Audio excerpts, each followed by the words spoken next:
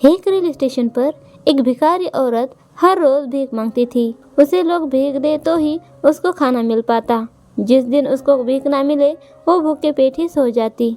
एक दिन वो हर रोज की तरह भीख मांगने बैठी थी। तभी उसके पास एक व्यापारी आया और बोला, तुम लगती तो अच्छे घर की हो, फिर भीख क्यों मांगती हो? तो भिखारी औरत बोलती है, 2 महीने पहले मेरे पति का देहांत हो गया। मैं मेरे पति की दूसरी बीवी थी, इसलिए मेरे सौतेले बेटे और बहू ने मुझे घर से बाहर निकाल दिया। अब मुझे कुछ काम भी नहीं करने आता और मेरे पास रहने के लिए घर भी नहीं है। मुझे कुछ समझ नहीं आ रहा मैं क्या करूं। तब व्यापारी उसके गले में देखता है जिसमें कुछ पैसे पड़े थे, तो व्यापारी उसमें से कुछ पैसे ले लेता है। भिखारी औरत चौंक जाती है, सोचती है ये इतना बड़ा आदमी लग रहा है। मेरी कहानी सुनने के बाद इसको मेरी मदद करनी चाहिए, लेकिन ये तो उल्टा मुझसे ही पैसे ले रहा है। लेकिन व्यापारी उसे कुछ कहे भी नहीं वहाँ से चला जाता है और अगले दिन आकर भी वैसा ही करता है। अब यह हर रोज ऐसा ही चल रहा था। एक दिन वो भिखारी औरत उसे गुस्से में रोकती है और कहती है, तुम मेरी मदद करने के बजाय मुझसे ही पैसे लेकर जा रहे हो। इतने पैसे वाले होकर तुम्हें मुझसे पैसे लेने की क्या जरूरत है? लेकिन वो व्यापारी उसे कुछ कहे भी नहीं उसके गले से पैसे लेता है और वहाँ से चला जाता है। भिखारी औरत को बहुत ज़्यादा गुस्सा आता है। अब वो अगले दिन उसे सबक सिखाने का सोचती है। जब अगले दिन वो व्यापारी आएगा तो इस लकड़ी से उसे पीटूंगी, ये सोचकर वो लकड़ी लेकर बैठ जाती है।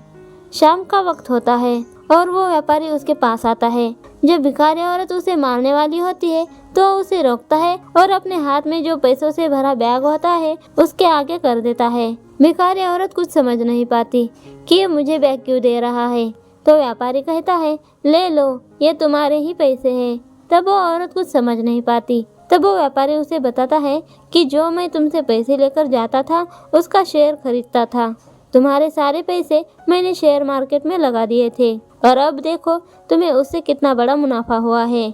तो भिखारी औरत बहुत खुश होती है और उसे धन्यवाद देती है और कहती है कि तुमने जो ये मुझे पैसे दिए हैं ये भी एक न एक दिन ख़त्म हो जाएंगे, फिर मुझे फिर से यही करना पड़ेगा।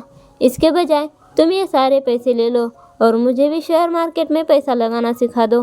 व्यापारी उस औरत की बात सुनकर बहुत खुश होता है और कल तैयार रहने को कहता है। दूसरे दिन उसी जगह वह व्यापारी उसे लेने आता है तो देखता है कि अब वो भिखारी औरत भिखारी नहीं लग रही, अब वो एकदम सुंदर लग रही है। व्यापारी उसे अपनी गाड़ी में बिठाकर अपने शहर ले जाता है और उसे शेयर मार्केट का पूरा ज्ञान देता है।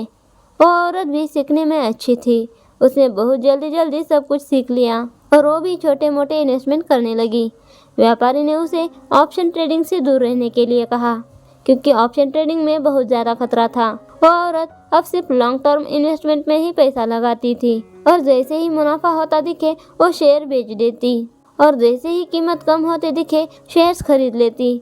ऐसा करते करते वो शेयर मार्केट अच्छे से सीख गई और अपनी ज़िंदगी की हर लड़ाई से जीतती गई। आपको भी छोटे मोटे इन्वेस्टमेंट करना सीखना होगा, क्योंकि ये आपकी ज़िंदगी बदल सकता है।